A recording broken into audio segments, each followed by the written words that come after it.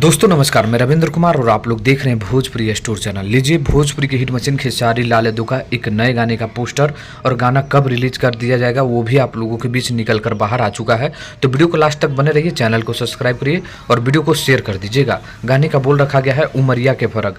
सबसे बड़ी बात तो इसमें आप लोगों को बता दें कि इसको जो लिखे हैं कुंदन प्रीत लिखे हैं। आप लोगों को याद होगा कि हमें लगता है कि 2-3-4 साल पहले खेसारी लाल यादव के कोई गाने को कुंदन प्रीत ने लिखे थे और इस बार एक बार फिर से धमाका करने के लिए कुंदन प्रीत जी आप लोगों के बीच आ चुके हैं।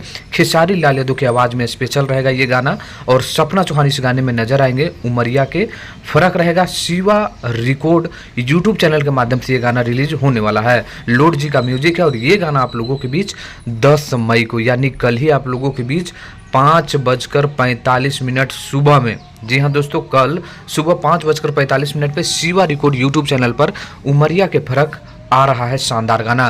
तो इस वीडियो को लाइक कर दीजिए, शेयर कर दीजिए और इस गाने का बोल आप लोगों को कैसा लगा है कमेंट करके बताइएगा। चलिए मिलते हैं नेक्स्ट वीडियो में दोस्तों, तब तक के लिए।